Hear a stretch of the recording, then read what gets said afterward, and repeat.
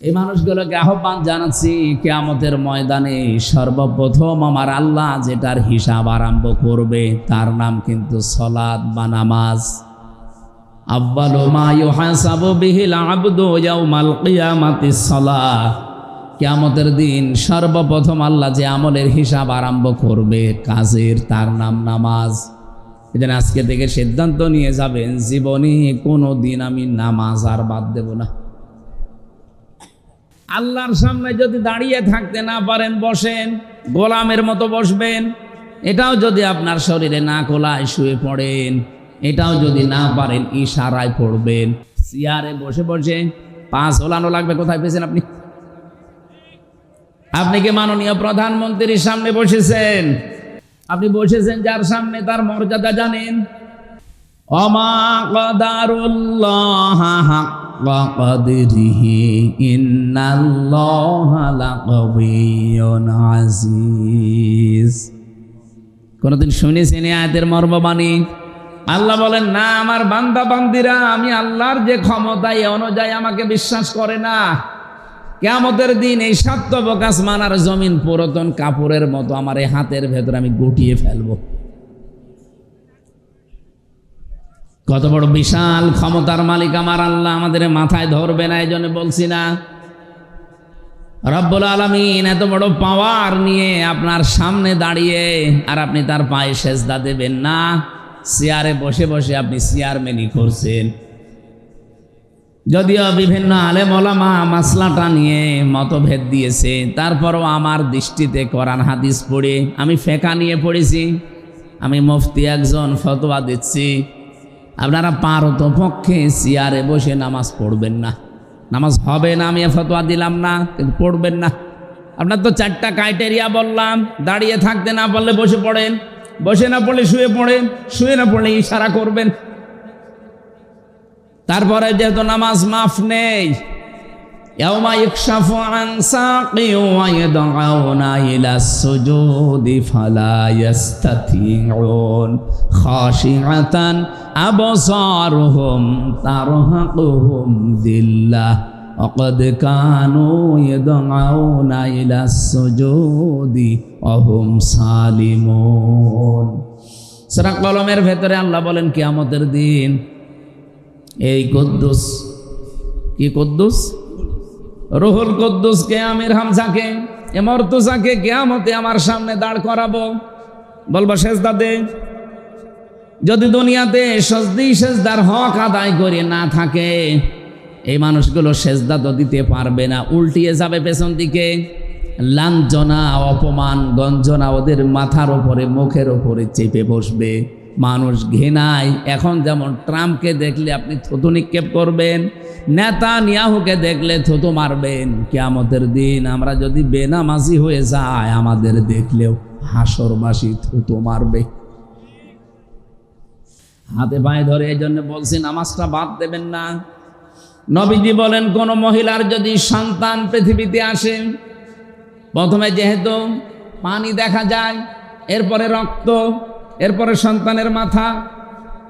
বিশ্বনবী বলেন, যদি পানি এসে যায় আর সমস্ত অবস্থায় যদি মনে হয় যে নামাজের সময় হয়ে গেছে, তোলার ভেতরে এই মহিলাকে বিছিয়ে দাও, বলো যে নামাজ পড়। এত বড় গুরুত্বপূর্ণ একটা ফরজ বিধান, নামাজ মাফ নেই, আর আপনি হেলায় খেলায় নামাজ নষ্ট করেন। মুসা আলাইহিস সালামের একটা কাহিনী পড়ছিলাম তাফসিরে। রব্বুল আলামিন ডাক দিয়ে বলেন, মুসা, ওই যে বাজারে একজন কর্মকার আছে, কামার, লোহা পিটিয়ে সোজা করে, এর জান্নাতের সুসংবাদ দাও, আমি তার উপরে খুশি হয়ে গেছি। হযরতে মুসা আলাইহিস সালাম তিনি আবেগপূর্ণ নবী ছিলেন, কিছু শুনলেই খালি প্রশ্ন করতেন। একবার তাকে আল্লাহ লাঠির কথা বলেছিলেন, তিনি 14টা কথা আল্লাহকে শুনিয়েছেন। অমা তিলকা বিয়ামিনিকা ইয়া মূসা, তোমার ডান হাতে কি ওটা? তিনি তো বলতে পারতেন ক্বালা হিয়া আসা, এটা লাঠি না। একটা একটা করে বর্ণনা করছেন, এটা লাঠি, এটা দিয়ে আমি ছাগলের পাতা বেড়ে খাওয়াই, ভর দেই, মাঝে মাঝে আমি রাস্তা চলি, কত কিছু বলতেছে। আল্লাহ বলেন, থামো, আমি তোমারে বলতে বললাম হাতে কি, বলতে পারতে লাঠি, এত কথা বলা লাগে? অনেক কিছু শুনলেই শুধু প্রশ্ন করতেন, জানার জন্য বিশেষ করে। রব্বুল আলামিন বলেন, ঠিক আছে, জানতে যখন চাও বাজারে যাও, দেখো ওই লোকটা আসলে কি করে। তিনি বাজারে গেলেন, কোণে দাঁড়িয়ে আছে। আমাদের জামানায় যেভাবে আজান হলে আমরা মনে করি নামাজের সময় হয়ে গেছে, হযরতে মুসার জামানায় 1 ওয়াক্ত নামাজ ছিল ফরজ। ওই জামানায় হয়তো নামাজের সিস্টেম ছিল, আজান না থাকলেও একটা সিস্টেম ছিল ডাকার। এ কামারটা একবার মগর উঁচু করে মাথার উপরে, আবার লোহার উপরে পিটায়। হঠাৎ করে যখন নামাজের সময় হয়ে গেছে, মগরটা মাথার উপর দিয়ে পেছন দিকে ফেলে দিয়ে তাড়াতাড়ি করে পবিত্র হয়ে নামাজে দাঁড়িয়েছে। মুসা আলাইহিস সালাম অনেকক্ষণ পর্যন্ত তাকিয়ে দৃশ্যটা লক্ষ্য করলেন, আর ডাক দিয়ে বলেন, রব্বুল আলামিন, ওই লোকটা তো মগরটা লোহার উপরে পিটিয়ে এরপরে নামাজে যেতে পারতো। যে লোকটা তোমার বিধান মানতে এত বেশি আগ্রহ, এত বেশি, যে লোকটা এত বেশি সচেতন, তুমি তাকে জান্নাত না দিয়ে পারো না, রাজি না হয়ে পারো না। আপনি বলেন তো, তার জীবন থেকে কি পেলেন? একজন কামার। আমাদের কাছে কি নামাজের এই গুরুত্বটা এইরকম আছে? নেই। রমজান এসেছিল যতগুলো শিক্ষা দিতে, আমি তো প্রায় 27টা শিক্ষার উপরে অর্জন করেছি। এখন আমার কাজ হবে, আমার যে হাদিস ছিল, আহাব্বুল আমালি ইলাল্লাহি আদওয়ামুহা ওয়া ইন ক্বাল্লা, বুখারী শরীফের হাদিস। নবীজি বলেন, আল্লাহর কাছে পৃথিবীতে সবচাইতে ভালো মহব্বতের ভালোবাসার কাজ হচ্ছে ওইটা যেটা কন্টিনিউয়াস করা হয়, প্রতিনিয়ত প্রতিদিন করা হয়, যদিও কাজটা অল্প হয়।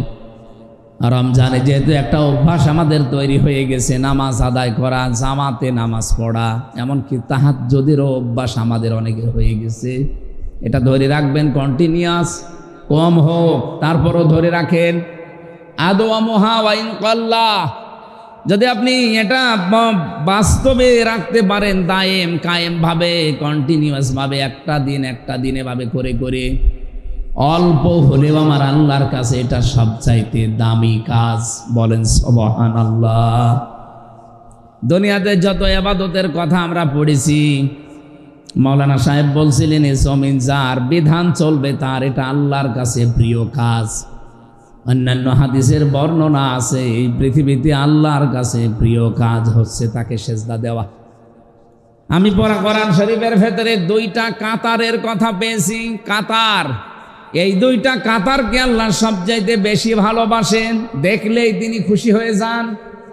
1 নম্বরের কাতার পাবেন সূরা সফ 4 নম্বর আয়াতে, ইন্নাল্লাহা ইউহিব্বুল্লাযীনা ইউকাতিলুনা ফি সাবিলিহি সাফফান কান্নাহুম বুনয়ানুম মারসুস। অবশ্যই আল্লাহ তোমাদের ভেতরে ওই কাতারকে বেশি ভালোবাসেন যারা সীসা গলা প্রাচীরের মতো ঐক্যবদ্ধ হয়ে জমিনে আল্লাহর বিধান কায়েমের জন্য চেষ্টা করে। আর সাতক্ষীরার মানুষের এটা করছে আমি জানি। এখানে 4টা আসনে 4টায় আপনারা ইনসাফের পক্ষে রায় দিয়ে সংসদে কোরআনের পক্ষে কথা বলার জন্য পাঠিয়েছে। আপনার কি মনে হয় মুহাদ্দিস রবিউল বাশার জীবনেও কোনোদিন মূর্তির পক্ষে কথা বলবে? কথা বলে না কেন? উনি শিরিক করতে বলবে। ওখানে যদি 2টা দিনও সময় পায়, 5 মিনিটও সময় পায়, 1 মিনিট হয়তো আল্লাহর প্রশংসা করবে, 4 মিনিট আপনাদের কথা তুলে ধরবে। কিন্তু বহু মানুষকে আমরা দেখছি সংসদ অধিবেশন শুরু হওয়ার পর থেকে আজকের পর্যন্ত যেই কয়টা অধিবেশনে গেলাম, সিরিয়াল হিসাবে যাদের নাম আসে তারা আল্লাহর প্রশংসা তো দূরের কথা, শুধু মানুষের প্রশংসায় পঞ্চমুখ। কেন এত মানুষের প্রশংসা করা লাগবে কেন? কে কোন জামানায় মারা গেছে, কে কি করেছে, অত কথা আপনার বলার দরকার কি? আপনাকে বানিয়েছে যে তার নাম বলবেন বিসমিল্লাহির রহমানির রহিম, এরপরে আপনার যে দায়িত্ব জনগণ তুলে দিয়েছে এই কথা বলেন। সময় দিয়েছে 5 মিনিট, 4.5 মিনিট গেছে বিভিন্ন মানুষের বন্দনা করতে। এখন বলে মাননীয় স্পিকার আমারে আরেকটু সময় দেন। আরে তোর সময় দিলেন 5 মিনিট, কি করলি তুই? তোর এলাকায় একটা ব্রিজ নেই, ব্রিজের কথাটা বলতে পারলি না, আর হাফ মিনিট আছে, এখন বলছে সময় দেন। এই তেল মারা জাতি এটা বন্ধ করা লাগবে। আমি তো ফলোয়ার এখনো পাইনি, যদি পাই 29 তারিখে এই তেল মারা বন্ধ করব। যেখানে সংসদের এক একটা মিনিটে বাংলাদেশের মানুষের টাকা খরচ হয় প্রায় 25,000-এর উপরে এক এক মিনিটে, আর সেখানে আপনি তেল মারেন মানুষকে। এই খুলনা, সাতক্ষীরা, বাগেরহাট এ সমস্ত এলাকায়, বিশেষ করে যে আশাশুনি, শ্যামনগর, কয়রা, পাইকেলঘাটা, এরপরে পাইকগাছ এলাকায় কত দুঃখ দুর্দশা মানুষের। রাস্তাঘাটও সেরকম ভালো না। এসেছে নাকি আমাদের কি এমপি সাহেব? ও ভালো আছেন আপনি? ঠিক আছে, বসে। ভারপ্রাপ্ত হলে হবে, এবার ভার ফেলে দেওয়া লাগবে। হ্যাঁ ইনশাল্লাহ ভার এবার আর থাকবে না। আসল চেয়ারম্যান হিসাবে আল্লাহ কবুল করেন, আমিন। আমরা কি বলতে চাচ্ছিলাম যেন আপনাদের সামনে, প্রশংসা মানুষ আদায় করতে হবে কার? প্রতিদিন অন্তত 17 বার করে আপনার মুখ দিয়ে আল্লাহ এই কথাটা বের করে নেয়। আপনি দেখবেন প্রতিদিন 17 বার। যদি আপনি নফল সুন্নত মানে নামাজ নাও পড়েন, শুধু ফরজ নামাজও পড়েন, তাও 17 বার বলা লাগে আলহামদুলিল্লাহি রাব্বিল আলামিন। প্রশংসা কার? এখানে যে আলিফ লাম দেওয়া আছে, হয়তো এনারা জেনারেল শিক্ষিত মানুষ বুঝবে না, আলেমদের জিজ্ঞাসা করেন। আলিফ লাম 4 প্রকার হয়। এখানে আল্লাহ পাক নির্দিষ্ট করে দিয়েছেন যে যত প্রশংসা হতে পারে তুমি তোমার মুখ দিয়ে বলো আল্লাহ সব প্রশংসার মালিক তুমি। এমনকি আমি দেখেছি কাবা শরীফে মানুষ যখন যায়, যে কাপড়টা পরে যায়, ওটা মনে করি আমরা যে এহরামের কাপড় না, ওটা কাফনের কাপড়। মানুষ তো আমরা মরে গেলে তাকে ধোয়ানো, গোসল করানো, এরপরে কাফনের কাপড় পরাই। আর আমি হামজা নিজেই মরে গেছি, এরপরে নিজেকেই নিজে কাফনের কাপড় মানে এহরামের কাপড় পরেছি, ওটা আসলে কাফনের কাপড়। এটা পরার পরে আল্লাহর ঘরের দিকে চারিদিকে বারবার ঘুরি, মানে কি যে আল্লাহ আমি সব ছেড়ে দিয়ে এসেছি, তোমার পেছনে ঘুরতেছি। 1 নম্বরেই বলা হয় লাব্বাইক, আল্লাহ আমি কিন্তু উপস্থিত হয়ে গেছি তোমার দরবারে। আল্লাহ বলেন দাঁড়া, কোথায়? সেই বাংলাদেশ, 6000 কিলোমিটার দূর থেকে এসেছি মক্কায়, আমার ঘরের কাছে এসে বলছি লাব্বাইক। ঠিক আছে দাঁড়া, তোর নাম আমার হাসিরা খাতায় আমি লিখে নেব, কিন্তু 1 নম্বরে তোরে বলা লাগবে যে আমি মুশরিক না। লাব্বাইক আল্লাহুম্মা লাব্বাইক লা শারীকা লাকা লাব্বাইক। 1 নম্বরে স্বীকৃতি দেওয়া লাগে যে আল্লাহ আমি হাজির হয়ে গেছি। আল্লাহ বলেন তোর নাম আমি লিখবো হাজিরা খাতায়, তুই যে আমার বান্দা, তুই যে আমার বান্দি, এই কথাটা আমি লিখবো, কারণ এই শব্দটা এত দামি আমি আল্লাহর কাছে। পুরা কোরআন শরীফের ভেতরে বিশ্ব নবীকে আমি যত নামে নামে ডাক দিয়েছি, সবচাইতে প্রিয় নাম আমি আল্লাহর কাছে বান্দা। এই জন্য কোরআন শরীফে দেখবেন তাবারাকাল্লাযী নাযালাল ফুরকানা আলা আবদিহি লিয়াকুনা লিল আলামিনা নাযীরা। এই আয়াতের মাঝখানে আবদুন আছে, আবদুন মানে বান্দা। ওয়াইন কুনতুম ফি রাইবিম মিম্মা নাযালনা আলা আবদিনা, এখানে আলা আবদুন শব্দ দিয়েছেন। আবদুন মানে দাস, বান্দা, গোলাম, ভৃত্য, সার্ভেন্ট যাই বলেন। আল্লাহর কাছে শব্দটা এত দামি, এত ভালোবাসেন আল্লাহ। মানুষ যখনই তার ঘরে যে কথা বলে লাব্বাইক আল্লাহ আমি হাজির, আমি তোমার বান্দা, তোমার দাস, তুমি একটু লিখে নাও। আল্লাহ বলেন দাঁড়া, বল যে আমি আল্লাহ তোমার সাথে শরীক করি না, আমি মুশরিক না, আমার চিন্তা চেতনায় কোনো শিরিকের গন্ধ নেই, আমার কাজকর্মে কোনো শিরিক নেই। এই কথাটা বলার পরে আপনার নাম আল্লাহ লিখবে না, স্পেশাল ভাবে 3টা স্বীকৃতি আপনার মুখ দিয়ে আল্লাহ নিয়ে নেয়। 1 নম্বরে বলা লাগে ইন্নাল হামদা হামদের আগে আলিফ লাম, এর আগে আছে ইন্না। আল্লাহকে আপনি নির্ধারিত করে বলছেন ইন্নাল হামদা, অবশ্যই যত প্রশংসা আছে দুনিয়াতে আজকে থেকে আমি আর কারো প্রশংসা করব না, সব প্রশংসা আমি তোমার জন্য দিয়ে দিলাম। এতটুকু বলার পরও আপনার নাম হাজিরা খাতায় উঠবে না। 2 নম্বরে বলা লাগে আবার নিয়ামাতা লাকা, যত নিয়ামত তুমি আমাকে দিয়েছো এই নিয়ামতগুলো আজকে থেকে আমি তোমার জন্য ব্যয় করব। ক্ষমতাটা নিয়ামত কার? আরো জোরে বলেন। আমি যে সুস্থ আছি এ নিয়ামত কার?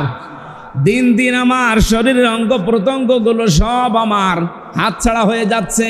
কখন যে চুল পেকে যায় আমাকে বলেও না, কখন যে দাঁত নড়ে যায় আমাকে বলেও না, চামড়া কখন ঝুলে যাচ্ছে আমারে বলেও না। বলেন দিন দিন আমি একটা জগতের দিকে এগিয়ে যাচ্ছি। রব্বুল আলামিন আমাকে স্মরণ করিয়েছে যে এই যে কয়দিন সুস্থ আছো এটা কিন্তু একটা নিয়ামত, এই নিয়ামতটাও কাজে লাগাবে আমার জন্য। এটা বল আগে নিয়ামাতা লাকা। 3 নম্বরে বলা হয় অল মুলক। হে আল্লাহ, আমি যদি রাজ্য রাজনীতি দুনিয়াতে কিছু করে থাকি, আমি কথা দিয়ে গেলাম এখন থেকে তোমার জন্য করব। কত বড় গুরুত্বপূর্ণ কথা আপনি 3টা আল্লাহর সামনে বলেন, টের পান। আমার মাঝে মাঝে আজ বাংলাদেশের বিভিন্ন নেতাদের বক্তব্য শুনলে আফসোস লাগে, আল্লাহ এরা অধিকাংশই তো হাসি, এ বলে এসেছে কি আর করছে কি। 10 মিনিট কথা বললে 8 মিনিট আপনি মানুষের প্রশংসা করেন। কেন প্রশংসা আমার আল্লাহর করা যায় না? আপনি যে কথাটা বলতে পারেন, আপনি কোনোদিন চিন্তা করেছেন? বিজ্ঞান এখন তথ্যটা দিয়েছে, এক একটা কথা এই মুখের গহ্বর থেকে বের হতে এখানে যে জায়গাটা পাচ্ছেন, এখানে 27টা ধাক্কা লাগে, এরপর একটা কথা তৈরি হয়। আমি যখন বিজ্ঞান ভিত্তিক তাফসীরগুলো পড়ি মাঝে মাঝে আমার মনে হয় আল্লাহ 27টা স্তর এখান থেকে পার করার পরে একটা কথা মুখ দিয়ে বের হচ্ছে। আর কোরআন হাদিসের ব্যাখ্যা হচ্ছে প্রতিটি স্তরে একজন করে ফেরেশতা বসে আছে। এই যে এই কোনার মুরব্বী থেকে শুরু করে এখানে যারা আমরা আছি, উনি ওসি সাহেবের কাছে, উনি মুরব্বীর কাছে, উনি চেয়ারম্যান, উনি আমার কাছে, আমি মর্তজা ভাইয়ের কাছে, এভাবে দিতে দিতে 27 নাম্বার জায়গায় যে যার কাছে দায়িত্বে আছে উনি মুখের এই জায়গা দিয়ে কথাটা যখন বের করে দেবে, বের করে দেওয়ার আগে যার কণ্ঠের সাথে এই কথাটা মিলবে সেই আকারে কথাটা বের করে দেয়। সবার কথায় যদি আল্লাহ একরকম করে বের করে দিত, আমার মনে হয় চেয়ারম্যানের বাড়িতে গেলে আমি জোতা পিটা খেতাম। ম্যাডাম তো মনে করতো আমার মনে হয় লোকই এসেছে, অথচ লোক তো ওনারটা না অন্যেরটা। মারামারি হইতো না, শুধু কণ্ঠের এই স্বরটাকে আমার আল্লাহ এই 27টা স্তরের ভেতরে কম্পিউটার থাকলে আপনাদেরকে আমি দেখাতে পারতাম, এমন সুন্দরভাবে সিস্টেম করে দেখাচ্ছে। সর্বশেষ জায়গায় যখন কথাটা বের করে দেয় ফেরেশতারা, আপনার মতো আমির হামজা পৃথিবীতে 1টা 2টা না, কোটি কোটি আছে। কার কণ্ঠ দিয়ে, কোন আওয়াজ দিয়ে, কোন স্তরে কথাটা বের হলে তার কণ্ঠের সাথে মানাবে, মানানসই হবে, আল্লাহ ওই রকম কণ্ঠ করে কথাটা বের করে দেয়। বলেন সুবহানাল্লাহ। এই নিয়ামতটা যদি আপনাকে আল্লাহ না দিত, আপনি বক্তব্য দেওয়ার সময় আল্লাহর বিরুদ্ধে কথা বলেন, আপনি বক্তব্য দেওয়ার সময় মানবতার বিরুদ্ধে কথা বলেন, জীবনেও বলতে পারতেন না। যেহেতু এই নিয়ামতটা আল্লাহ আপনাকে দিয়েছে, এই নিয়ামতটা কাজে লাগান। 3টা কথা বলার পরে আমি দেখেছি হাজী সাহেবরা চলে আসার দিন যখন বিদায় তাওয়াফ করে, তখন একটা স্পেশাল ভাবে শেষ কথা যেটা বলা লাগে, আল্লাহকে বলা লাগে লা শারীকা লাকা লাব্বাইক। আল্লাহ আমি চলে যাচ্ছি বাংলাদেশে, তুমি আমার নামটা কিন্তু হাজিরা খাতায় লিখে নিও, আমি কিন্তু শিরিক করব না, আমি মুশরিক না। মাঝে মাঝে আমার এই আয়াতগুলো নিয়ে চিন্তা ভাবনা যখন করি, বাংলাদেশে তো হাজি একেবারে শুধু হাজী সাহেবরাই যদি এটা আমরা মেনে চলতে পারতাম, যেটা বলে এসেছি কাবা ঘরকে সামনে নিয়ে, বাংলাদেশে আর কারো লাগতো না, হাজিরা ইসলাম কায়েম করে ফেলতো। সরকারি দলে বিরোধী দলে স্বতন্ত্র সব আমরা হাজি। 300 এমপির 299 জন অলরেডি এখন সংসদে আমরা আছি। আমার তো মনে হয় এই 299 জনের ভেতরে 290 জনই হাজি। অবশ্য সুবহানাল্লাহ, যে 290 জনের ভেতরে এই কথাটা ঠিক রাখার মতো হাজি একেবারেই কম। এই কথাটা ঠিক রাখে না।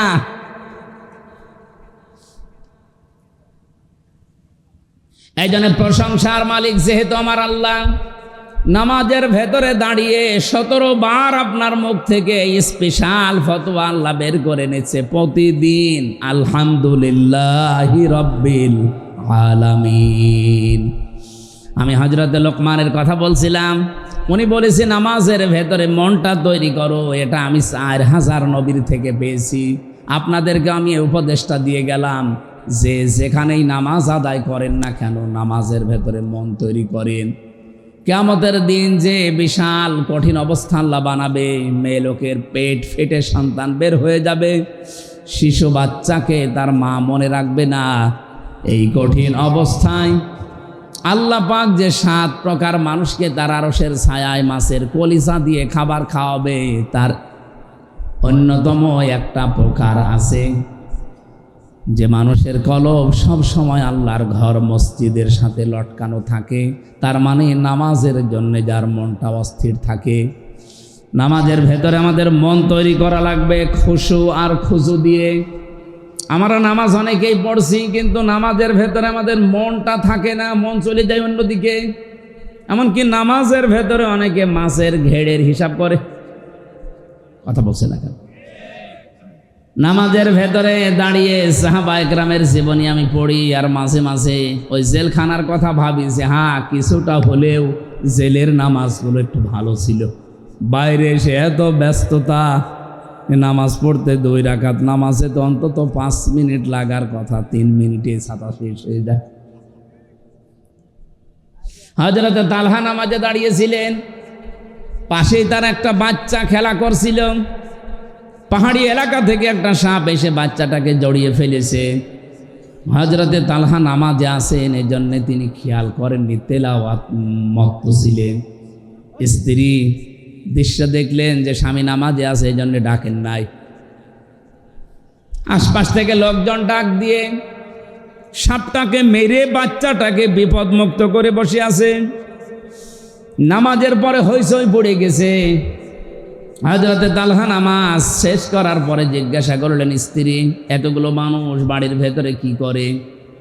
স্ত্রী বলছে সুবহানাল্লাহ, স্বামী আপনি এতগুলো ঘটনা সব ঘটে গেল, কিছু টের পাননি।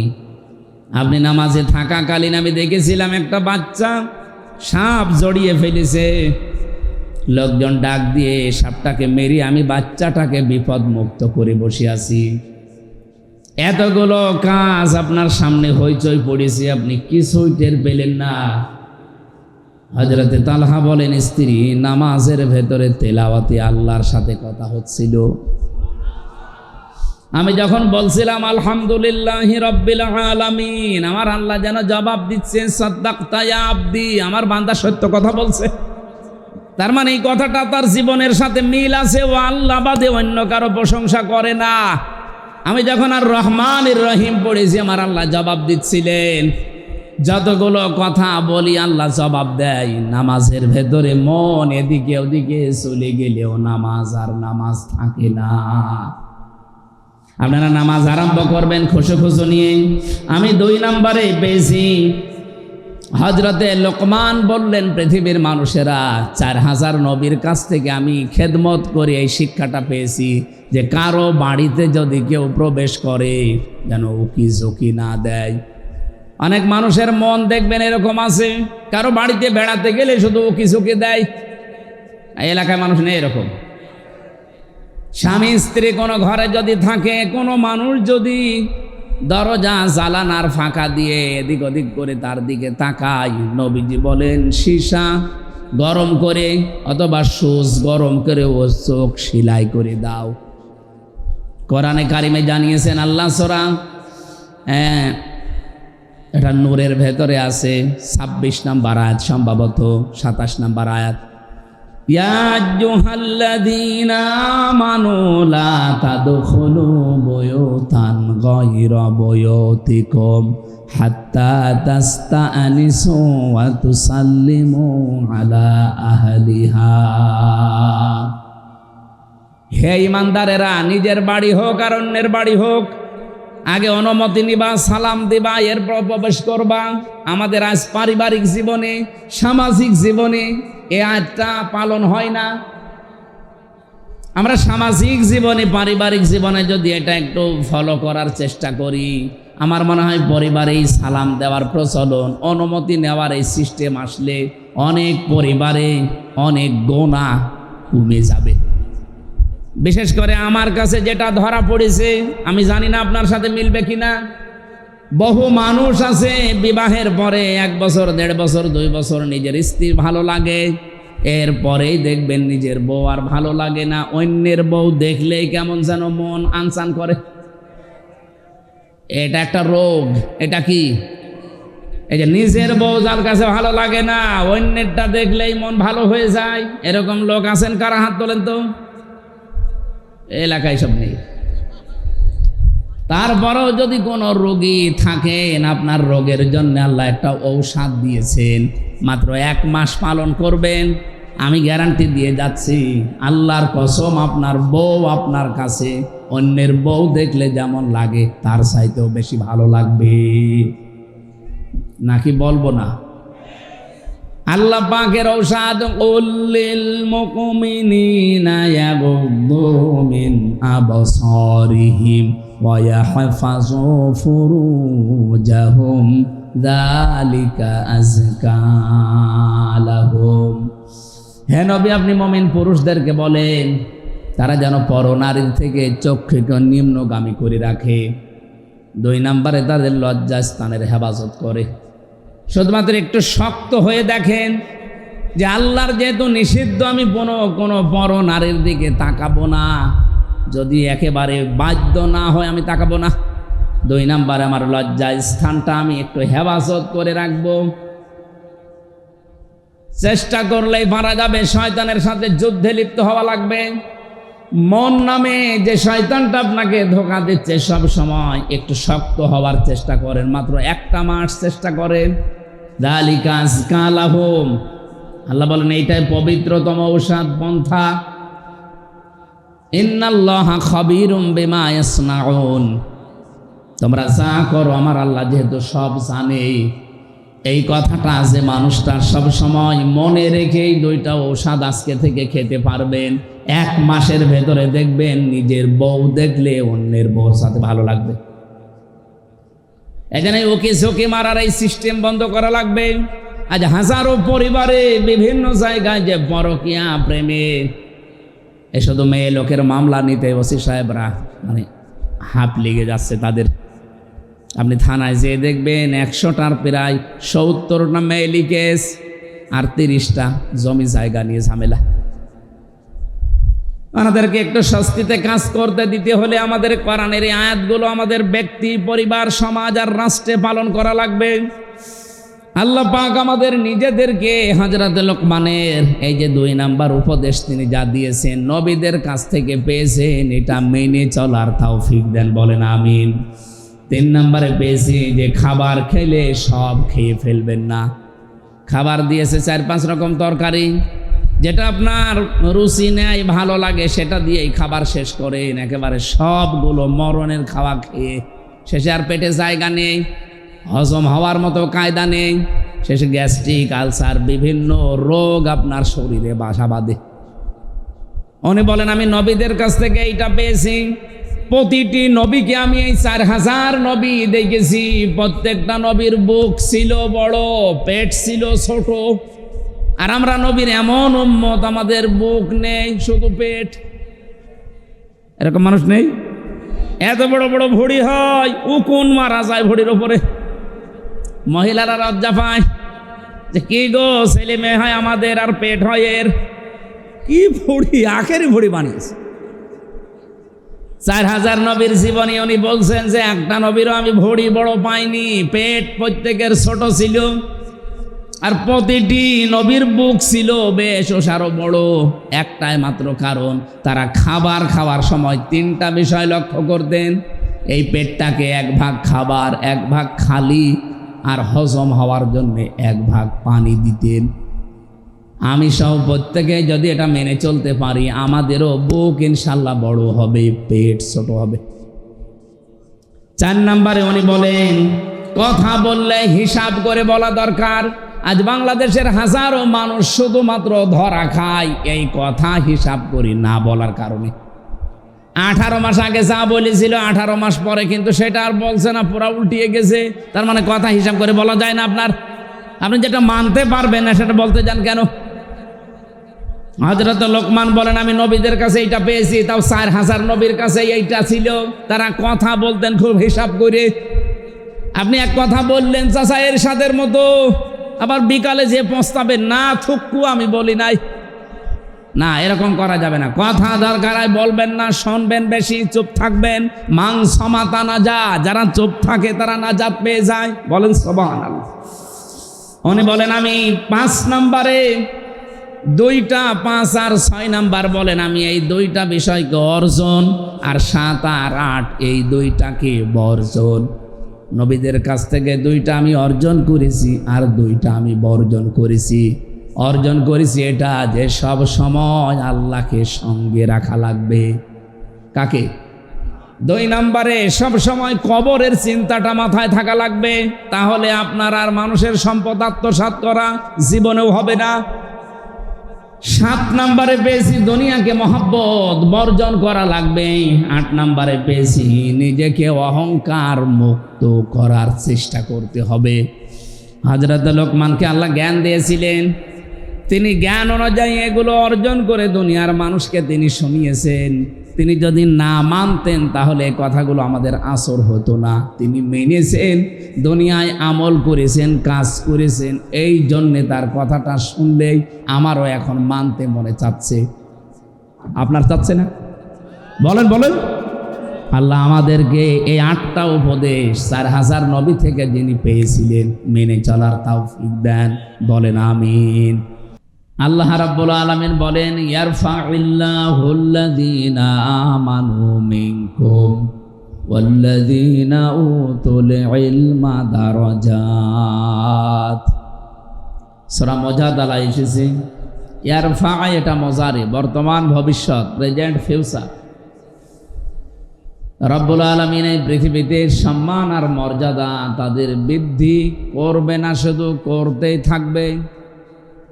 এই জন্য আল্লাহ রফা না দিয়ে ইয়ারফা দিয়েছেন। দিন যত যাবে তাদের মর্যাদা সম্মান সৃষ্টি জগতের কাছে আল্লাহ বাড়াতেই থাকবে। আমি আবার বলছি, শুধু বাড়াবে না, বাড়াতেই থাকবে। দুনিয়ায় যারা ঈমান এনেছে আর ঈমান আনার পরে এই মানুষগুলো যারা এলেম অনুযায়ী কাজ করেছে, শুধু এলেম পেয়েই মানুষের সম্মান বাড়ে না, জ্ঞান অর্জন করলেই মানুষের সম্মান বৃদ্ধি পাবে তা না। উতুল ইলমা দারাজাত, বহু বচন দেওয়া আছে। দিন যত যাবে আপনার মর্যাদা আল্লাহ একটার পরে একটা বাড়াতেই থাকবে। এই 2টা গুণ যদি আপনার অর্জন হয়, 1 নম্বরে যদি ঈমান আনতে পারে মানুষ, 2 নম্বরে দুনিয়াতে যদি জ্ঞান অর্জন করে ওর উপরে কাজ করতে পারে। আমি আশা করছি কথা আপনারা বুঝেছেন। পৃথিবীর মানুষের সম্মান কিসে বাড়ে, কোরআনের আয়াত থেকে আমরা জানলাম। সুতরাং আজকে থেকে ঈমান যায় আছে নড়বড়ি হবে না, ঈমানটা যেন মজবুত হয়, শক্ত হয়। 2 নম্বরে ওয়াল্লাযীনা উতুল ইলমা দারাজাত, তোমাদের ভেতরে যারা এলেম অর্জন করেছে, এলেম পেয়েছে। আজকের এই অনুষ্ঠানটা সাজিয়েছেন জ্ঞান অর্জন করার জন্য না লোক দেখানোর জন্য? এই যে আপনারা যারা টাকা পয়সা খরচ করলেন, কষ্ট করে এসেছেন, একটাই উদ্দেশ্য, আমরা কিছু পেতে চাই এখান থেকে। এ দুনিয়ার জীবন চালিয়ে আখেরাতের বিশাল জীবনে মুক্তি পাওয়ার জন্যে যেই পাতেহ দরকার আল্লাহর কোরআন থেকে, নবীর হাদিস থেকে, এই পাতেহগুলো আমরা আজকে এখান থেকে শুনে কাজে পরিণত করার মাধ্যমে আখেরাতের জীবন, দুনিয়ার জীবন, রব্বানা আতিনা ফিদ দুনিয়া হাসানা ওয়া ফিল আখিরাতি হাসানা, এই করতে চাই। আর রাজি আছেন না আপনারা? আল্লাহ আমাদেরকে তৌফিক দিন। আমি হেদায়েতমূলক কিছু কথা বলতে চাই। এর তেলাওয়াত কিন্তু একটা আয়াত আর লক্ষ লক্ষ হাদিসের একটা টুকরা মাত্র পড়েছি। আল্লাহ আমাকে যেন কিছু কথা বলার মতো সুযোগ দান করেন, আপনাদেরকে ধৈর্য এবং সহ্য নিয়ে শুনে বাড়িতে কাজে পরিণত করার তৌফিক দান করেন, বলেন আমিন। যারা এই যে আসলেন কোরআনে কারীম শোনার জন্যে, আল্লাহ পাক বলেন পৃথিবীতে আমি যদি কাউকে হেদায়েত দিতে চাই, আর কেউ যদি আমার দৃষ্টিতে বুদ্ধিমান দাবি করে, তাহলে কোরআনে কারীম কিভাবে শোনা লাগবে, কিভাবে অনুসরণ করা লাগবে, এই কথাগুলো সূরা জুমারের ভেতরে আছে 18 নম্বর আয়াতে। আল্লাযীনা ইয়াসতামিউনাল কাওলা ফায়াত্তাবিউনা আহসানা উলাইকাল্লাযীনা হাদাহুমুল্লাহ ওয়া উলাইকা হুম উলুল আলবাব। আল্লাহ পাক বলেন যারা আমার কোরআন শোনে আর এখান থেকে যেগুলো উত্তম বিষয় আছে সেগুলো অনুসরণ করার সিদ্ধান্ত নেয়, উলাইকাল্লাযীনা হাদাহুমুল্লাহ, এই মানুষগুলো তো তারা যাদেরকে আমি আল্লাহ নিজে হেদায়েত দান করি, বলেন সুবহানাল্লাহ। আল্লাহর কাছ থেকে হেদায়েত পেতে হলে মাস্ট বি আপনাকে কোরআনে কারীম শোনার পর তার উত্তম বিষয়গুলো অনুসরণের মাধ্যম হিসাবে গ্রহণ করা লাগবে। 2 নম্বরে উলাইকা হুম উলুল আলবাব, এবং এই মানুষগুলো আমি আল্লাহর দৃষ্টিতে বুদ্ধিমান। আমাদের দৃষ্টিতে বুদ্ধিমান কারা? দুনিয়াতে যারা টাকা পয়সার মালিক হয়, বেশি ক্ষমতায় বেশি দিন থাকে, বেশি দিন বেঁচে থাকে দুনিয়ায়, নাকি এরা বুদ্ধিমান না? যারা সকালবেলা উঠে এই ধান্দায় থাকে যে কার 12টা বাজাবো, কার নামে মিথ্যা মামলা দিয়ে, মিথ্যা সাক্ষী দিয়ে তার জীবন নষ্ট করব, এরকম ধান্দাবাজ মানুষ দেশে নেই?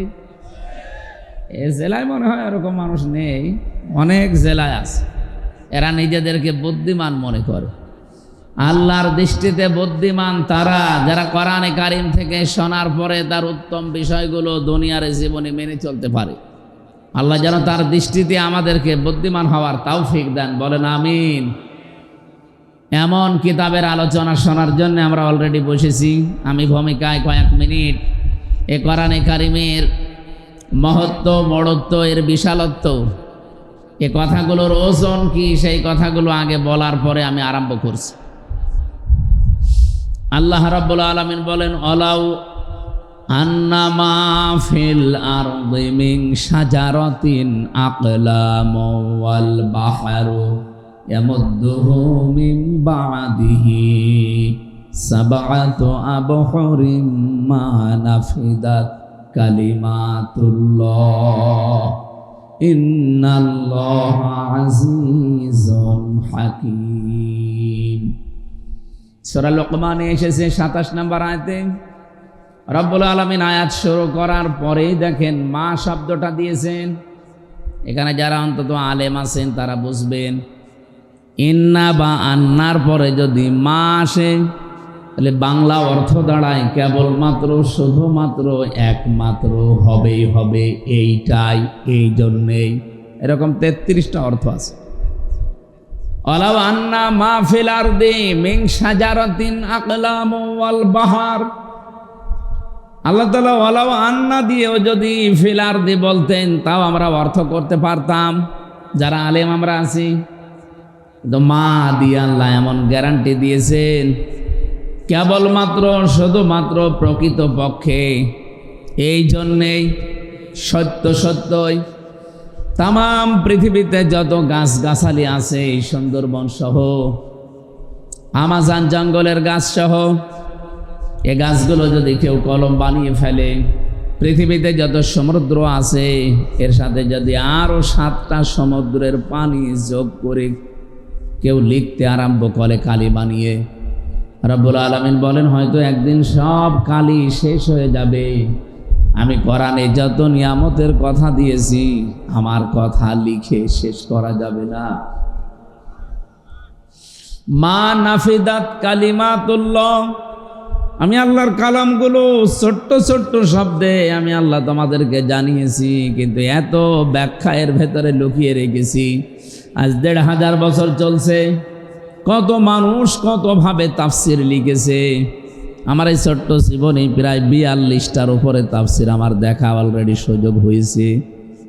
দেশে বিদেশের বিভিন্ন লাইব্রেরিতে এখনো মনে হয় কোরআনের কোনো আয়াতের তাফসির পড়তে গেলে কেবলমাত্র পড়ছি এই মনে হয়। এমনকি বিশ্বের ভেতরে যত মুফাসসির আজ পর্যন্ত 1500 বছরে পার হয়ে গেছে, কোনো মানুষ আজ পর্যন্ত বলতে পারে না যে আমি যে তাফসির লিখেছি হক আদায় হয়ে গেছে, আর লাগবে না। লাউ কানাল বাহরু মিদাদান লিকালিমাতি রাব্বি লানাফিদাল বাহরু ক্বাবলা আন তানফাদা কালিমাতু রাব্বি ওয়ালাউ জিনা বিমিসলিহি মাদাদা। রব্বুল আলামিন সূরা কাহফের 109 নম্বর আয়াতে আমাদেরকে জানিয়েছেন, নবী আপনি বলেন লাউ কানাল বাহরু মিদাদান লিকালিমাতি রাব্বি লানাফিদাল বাহরু ক্বাবলা আন তানফাদা কালিমাতু রাব্বি। এখানে ওই একই কথা আল্লাহ রিপিট করলেন। যদি সমুদ্রের পানিগুলো সব কালি করে কেউ লিখতে আরম্ভ করে, আমার বর্ণনা লেখার আগেই পানিগুলো সব কালিগুলো শেষ হয়ে যাবে। আমি আয়াতগুলো যখন ব্যাখ্যা পড়ি ভাবি, বিশ্বের বড় বড় লাইব্রেরিতে আমি কম যাইনি, বড় বড় দেশের বড় বড় লাইব্রেরিগুলো আমি ঘুরেছি, ভিজিট করে দেখেছি কত কিতাব সেখানে। মালয়েশিয়া ইন্টারন্যাশনাল বিশ্ববিদ্যালয়ে যে লাইব্রেরি আমি পেয়েছি, আমারও বিশ্ববিদ্যালয় আছে কুষ্টিয়াতে, এর চাইতে কমপক্ষে 10 ডবল বড় হবে। আপনার কোনো কিতাব যদি খুঁজতে হয় কম্পিউটারে সার্চ দেবেন, বলবে অমুক তলায় অমুক র্যাকের উপরে অমুক নাম্বার লাইনে ওই জায়গায় পাওয়া যাবে, যান। তাছাড়া আপনি যদি মনে করেন ওই কিতাবটা আমি খুঁজতে যাই, এমনি বন বন করে শুধু ঘুরবেন, জীবনেও খুঁজে পাবেন না। এই যে লক্ষ লক্ষ কিতাব, কত মানুষ থিসিস করছে, গবেষণা করছে, সেগুলো সব জমা হচ্ছে বছরের পর বছর। এতগুলো বিষয় থাকার পরে আমি আশ্চর্য হয়েছি, সবার উপরে আল্লাহর কোরআন এভাবে রেহালের উপরে রেখে দিয়েছে। তার মানে বোঝাতে চাচ্ছি কোরআনের ব্যাখ্যা এই লাইব্রেরিতে যত বই আছে সব, এমনকি পৃথিবীতে যত কিতাব আল্লাহ পাঠিয়েছিলেন, তাওরাত, জবর, ইনজিল, 100 সহিফা, সবগুলো এক জায়গায় যা করলে হবে সবগুলো কথা আল্লাহ সূরা ফাতিহায় দিয়ে দিয়েছেন। আমাদের এই ছোট্ট জীবনের ছোট্ট সময়ে 1-1.5 ঘন্টা 2 ঘন্টায় কোরআনের আয়াতের কোনো বিষয় শেষ করা সম্ভব তো নয়। শুধু ইঙ্গিত দেওয়া যায়, আমরা ইঙ্গিত থেকেই যেন শিক্ষাগুলো নিতে পারি। আল্লাহ তাওফিক দেন, আমিন। তেলাওয়াত, রসুলের উপরে দরুদ আর সালাম পাঠ করার মাধ্যমে তেলাওয়াত করেছি মাত্র একটা আয়াত, সূরা লোকমান 12 নম্বর আয়াতটা। 31 নম্বর সূরা কোরআনে কারিমের 34টা আয়াত আছে, 4টা রুকু আছে, মক্কায় নাজিল হয়েছে। লোকমান এটা এক জ্ঞানী ব্যক্তির নাম, ওনাকে আল্লাহ বহু জ্ঞান দিয়েছিলেন, কিন্তু ওনাকে আল্লাহ নবী বানাননি। লা ইয়ানজুরু ইলা সুওয়ারিকুম ওয়া আমওয়ালিকুম ওয়ালাকিন ইয়ানজুরু ইলা কুলুবিকুম ওয়া নিয়াতিকুম। আল্লাহ নবী বলেন, ইন্নাল্লাহা লা ইয়ানজিরু ইলা সুওয়ারিকুম ওয়া আমওয়ালিকুম। অবশ্যই আল্লাহ কোনো মানুষের এই চেহারার দিকে নজর করেন না, তার সম্পদের দিকে, তার পদের দিকে, প্রভাব প্রতিপত্তির দিকে খেয়াল করেন না। আল্লাহ শুধু খেয়াল করেন তার অন্তরের দিকে আর তাকওয়ার দিকে। তার কলবটা আসলে কি বলে, এই কলবের ভেতরে জায়গা আছে কার, এইটা আমার আল্লাহ দেখেন। হযরতে লোকমানের যে চেহারার বর্ণনা তাফসিরে পড়েছি, এখন বললে আপনারই কেমন যেন লাগবে। এই পৃথিবীতে আমি 3 জন কালো মানুষের জীবনী পড়েছি। তাদের জীবনী পড়তে গিয়ে পেয়েছি যে এত কালো মানুষ পৃথিবীতে আল্লাহ মনে হয় আর পাঠাননি, আর পাঠাবে কিনা তাও জানি না। তার ভেতরে হযরতে ওমর রাদিয়াল্লাহু তাআলা আনহুর বাড়িতে একজন কাজ করতেন। 2 নম্বরে হযরতে বেলাল, 3 নম্বরে এই যে সূরাটা পড়লাম লোকমান। তাফসির বর্ণনা ইবনে কাসির বলেন তার জহব্বা ছিল ঝুলে থাকা, ঠোঁটগুলো মোটা, উনি শর্ট ছিলেন, বেটে, চুলগুলো কোকড়ানো ছিল। চেহারার বর্ণনা যেটা বললাম, হাড়ের তলা তো দেখেছেন, এও তো দেখতে ভালো লাগে, এর চাইতেও কালো ছিল, কুচকুচে। চেহারার যে বর্ণনা দিলাম, একবার শোনার পরে আর একবার দেখতে মন চাবে। অথচ আল্লাহর দরবারে তার মর্যাদা এত বেশি, এত বেশি আল্লাহ দিয়েছেন। রব্বুল আলামিন বলেন, ওয়ালাকাদ আতাইনা লুকমানাল হিকমাতা আনিশকুর লিল্লাহ। অবশ্যই আমি লোকমানকে জ্ঞান দিয়েছিলাম, হিকমা দান করেছিলাম, আর তাকে বলেছিলাম আমার শুকরিয়া আদায় করো। আমাই ইয়াশকুর, যে ব্যক্তি শুকরিয়া আদায় করবে, ফাইন্নামা ইয়াশকুরু লিনাফসি, সে তো কেবলমাত্র শুধুমাত্র তার নিজের জন্যই শুকরিয়া করে। আমান কাফারা ফাইন্নাল্লাহা গনিয়্যুন হামিদ। কোনো মানুষ যদি মুখ ফিরিয়ে নেয়, কুফরি করে, আল্লাহর নিয়ামত পাওয়ার পরে গোপন করে রাখে, সেজন্য জেনে রাখে আমার আল্লাহ মোকাফেক্ষিহীন, প্রশংসিত। এটা বাংলা অর্থ ছিল। সূরা লোকমানের ভেতর থেকে আমি যতগুলো তথ্য পেয়েছি, আমি যদি কোনো জায়গায় কথা বলি 1 ঘন্টা, কমপক্ষে তার উপরে আমার 20 ঘন্টার উপরে পড়াশোনা করা থাকে। আজকের এই তেলাওয়াতকৃত আয়াতে এত তথ্য আমার মাথার ভেতরে আছে, 1-1.5 ঘন্টা না, আমার সারা জীবনে বললেও শেষ করা সম্ভব না, এত কথা আছে। আল্লাহ যেন খুব অল্প সময়ে ডেলিভারি দেওয়ার তৌফিক দান করেন, বলেন আমিন। বলেন তো, লোকমান আলাইহিস সালাম উনি নবী ছিলেন না, কিন্তু আলাইহিস সালাম বলা লাগে তাকে। চেহারার যে বর্ণনা শুনলেন, আমি কি আর একবার বর্ণনা দিলে আপনার ভালো লাগবে? এইরকম মানুষটার মর্যাদা আল্লাহর কাছে এত বেশি, এত বেশি, তিনি দুনিয়ার জীবদ্দশায় 4000 নবীর সাক্ষাৎ পেয়েছিলেন। 4000। তিনি তার জীবনীতে আমি পড়েছি 4000 নবীর সাক্ষাৎ শুধু পাননি, এই 4000 নবীর খেদমত তিনি করেছিলেন। প্রশ্ন আসতে পারে, উনি কয় বছরই বেঁচে ছিলেন, এত নবীর সাক্ষাৎ পেলেন? পৃথিবীতে আল্লাহ নবী পাঠিয়েছেন প্রায় 1,24,000, মতান্তরে 2,24,000। এত নবী আর রাসূলের ভেতরে হযরতে লোকমান সাক্ষাৎ পেয়েছিলেন 4000 নবী আর রাসূলদের। তিনি প্রত্যেকের খেদমত করে 8টা জিনিস দুনিয়াতে তিনি অর্জন করেছিলেন। এ কোরআনে কারিমে আমার আল্লাহ 8টা জিনিস পুরা কোরআনে ছড়িয়ে দিয়েছেন। হযরতে লোকমান বলেন, 8টা জিনিস আমি সব নবী রাসূলের খেদমত এই যে 4000 নবীর কাছ থেকে পেয়েছি। কিয়ামত পর্যন্ত যারা দুনিয়াতে আসবে, তারাও যদি 8টা বিষয় অনুসরণ করে চলতে পারে, তারাও চিরন্তন হয়ে যাবে।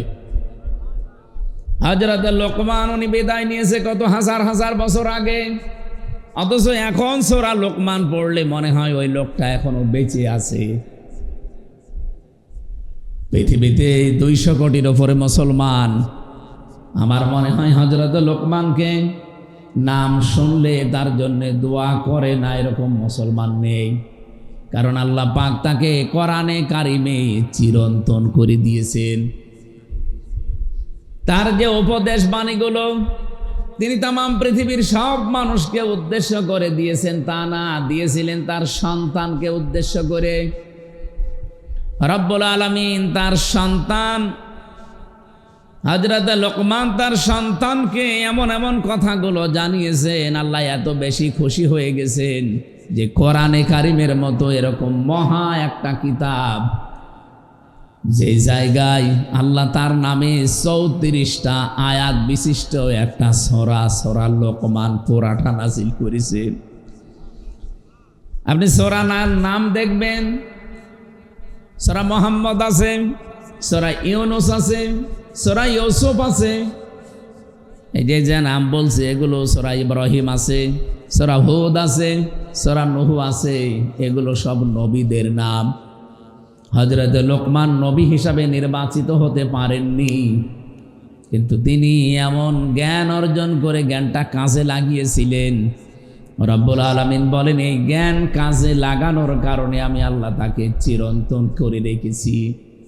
তিনি যে 8টা বিষয় তাম পৃথিবীর মানুষকে জানাতে চেয়েছেন, ওই 8টা বিষয় আমাদেরকে এখন অর্জন করা আবশ্যক ও কর্তব্য আমি মনে করি আমাদের দরকার।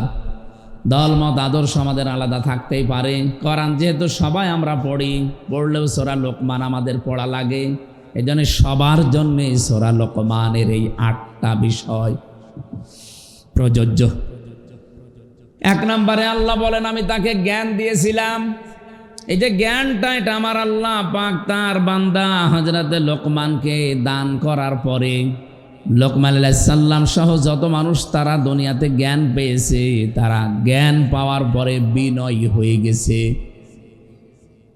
আমরা অনেকে জ্ঞান পাই, কিন্তু জ্ঞান পাওয়ার পরে বিনয়ী হওয়ার পরিবর্তে অহংকারী হয়ে যায়।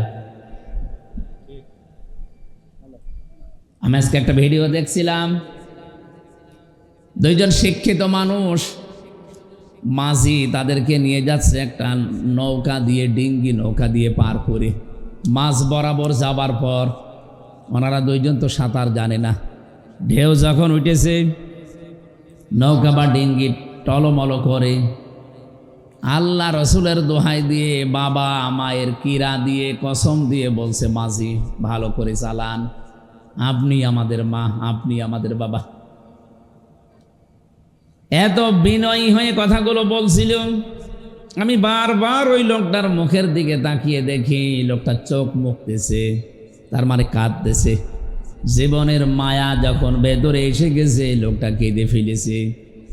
এতগুলো কথা 2-3 মিনিট বলার পর আস্তে আস্তে নৌকা যখন তীরে একেবারে ভিড়ে গেছে, লাফ দিয়ে ডাঙ্গায় নেমে এবার মাঝিকে গালিগালাজ আরম্ভ করেছে। এত দেরি করলি কেন? সে মা বাবা তোলে গালি। আমার ভিডিওটা 4-5 মিনিটের হবে। এই দৃশ্যটা দেখার পরে আমার মনে হচ্ছে বাংলাদেশের অনেক জ্ঞানী মানুষ, শিক্ষিত মানুষের সাথে এটা আজ মিলে যাচ্ছে। কি কাকতে মেহনতি করেছিল মানুষেরা বলেন তো? যে মানুষগুলোর প্রশংসায় যে 18 মাস ধরে আপনি করলেন, তাদের জীবন দেওয়ার জন্যে, বীরত্ব গাথার জন্যে কত কিছু বলে তাদেরকে আকাশে তুলে দিলেন, অথচ এই মানুষগুলো এখন পুরাটা চোখ উল্টিয়ে ফেলেছে। জ্ঞান পেলে মানুষ বিনয়ী হয়, এটা জ্ঞানের প্রথম বৈশিষ্ট্য। কিন্তু যারা আজ জ্ঞান পেয়ে বিনয়ী না হয়ে আজ পুরাটা চোখ উল্টিয়ে অহংকারী হয়ে গেছেন, আল্লাহর কসম এই জ্ঞানী শয়তানের মতো আপনাকে ডোবাবে। এজন্য আমার প্রথম কথা ছিল শুধু ঈমান আনলে আর জ্ঞান অর্জন করলেই সম্মান বাড়বে না, জ্ঞানের ওপরে কাজ করা লাগবে। আপনার জ্ঞান কি ওইটা বলে যে মানুষগুলোর জন্য আজ আমির হামজা এই সাতক্ষীরার আশা শুনি অন্তত এই ময়দানে হাজারো মানুষের সামনে কথা বলতে পারছে? আপনি কোনোদিন কল্পনা করেছেন এই 17 বছরে? আমি তো সাতক্ষীরার নাম ও মুখে আনতে ভয় পেতাম, কারণ এটা বাংলাদেশের দ্বিতীয় কারবালা। এমন কোন জুলুম অত্যাচার নেই এই 17 বছরে এই জেলায় হয়নি। আমরা শুনেছি দেখেছি মানুষের বাড়ি ঘর বোল্ডোজার দিয়ে ভেঙে দিয়েছে। কি কথা বলেন না কেন? এগুলো সব সাক্ষী। 2 জন অলরেডি এই ইউনিয়নে শাহাদত বরণ করেছে সালেমের বিরুদ্ধে। আল্লাহ তাদেরকে শাহাদতের সর্বোচ্চ মাকাম দান করেন। শহীদ আব্দুল সালাম, আর একজন কি জানো? শহীদ জাভেদ। এই মাঠে জানাজা হয়েছিল, আল্লাহ তাকে জান্নাতের সর্বোচ্চ মাকাম দান করেন, আমিন। কোরআনে কারিমে সূরা নমল 19 নম্বর পারায় আছে। এটা যখন আমি তেলাওয়াত করি মাঝে মাঝে আমার এই আয়াতটা বেশি মনে হয়। ওয়ালাকাদ আতাইনা দাউদা ওয়া সুলাইমানা ইলমা, অবশ্যই আমি দাউদ এবং সুলাইমানকে ইলম দিয়েছিলাম, জ্ঞান দিয়েছিলাম। ওয়াকাল আলহামদুলিল্লাহিল্লাযী ফাদ্দালানা আলা কাসীরিম মিন ইবাদিহিল মুমিনিন। তারা 2 জনে আমি আল্লাহর শুকরিয়া আদায় করেছে। আল্লাযী ফাদ্দালানা আলা কাসীরিম মিন ইবাদিহিল মুমিনিন, এই পৃথিবীতে বহু মুমিন বান্দাদের উপরে তাদের মর্যাদা আমি আল্লাহ প্রতিষ্ঠা করেছিলাম।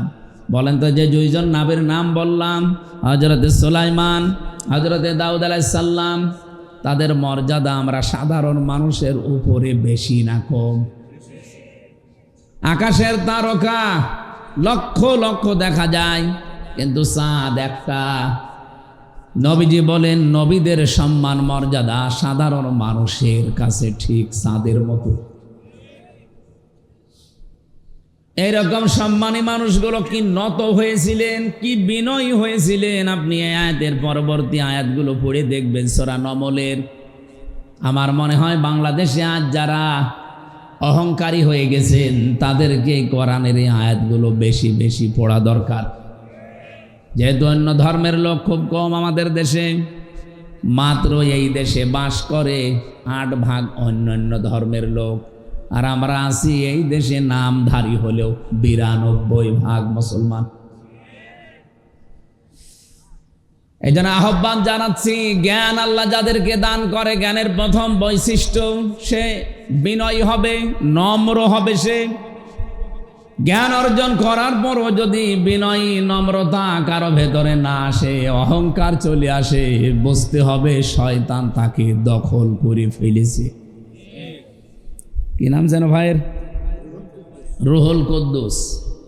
বাড়িতে যাওয়ার পরে ভাবিকে সালাম দিয়েছে, ম্যাডাম সালামের জবাব না দিয়ে ওনার রুহুল কুদ্দুস নাম ধরে গালি দিচ্ছে, মা বাপ তুলে, শুকুরের বাচ্চা, কুকুরের বাচ্চা। ওনার ভালো লাগবে? রাগ হবে? না না। আপনি কথা শুনতেছেন নাকি ঘুমিয়ে গেছেন? চেয়ারম্যান সাহেবের রাগ হবে না যদি জ্ঞানী হয়ে থাকে,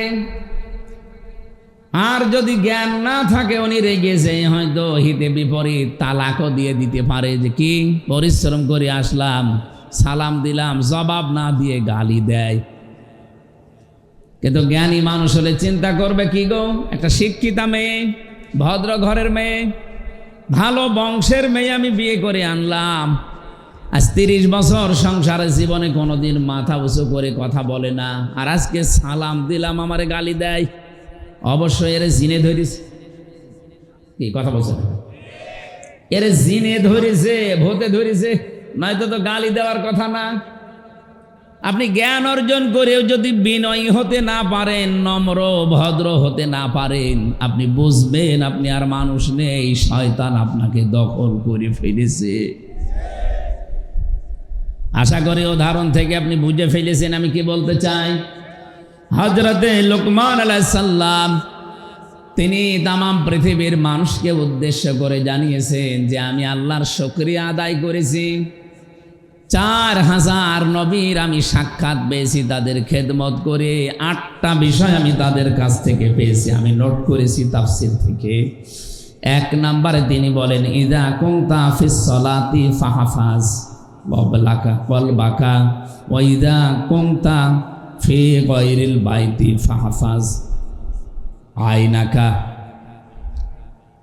তিনি দুনিয়ার মানুষকে জানিয়েছেন হে পৃথিবীর মানুষেরা, আমি নবীদের কাছ থেকে যে 8টা বিষয় পেয়েছিলাম তার প্রথম নাম্বারে এই যে নামাজে যখন মানুষেরা দাঁড়াবে তখন যেন কলবের হাজির অবস্থায় নামাজ আদায় করে।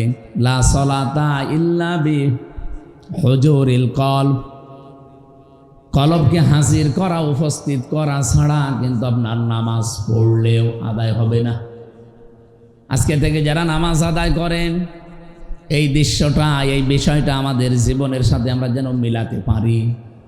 নামাজ পড়লেই শুধু মুসলমান থাকা যাচ্ছে না, নামাজটা হওয়া লাগবে। আর নামাজ যতক্ষণ পর্যন্ত আপনার কলবের সাথে না মিলবে, এ কলবটা যায় নামাজের এই কতটুকু জায়গা, এদিকে 2.5 হাত এদিকে 1.5 হাত, এতটুকু জায়গার ভেতরে যখন আপনার মন থাকবে এদিকে ওদিকে যাবে না, তখন আপনি নামাজের সেজদায় আনন্দ পাবেন।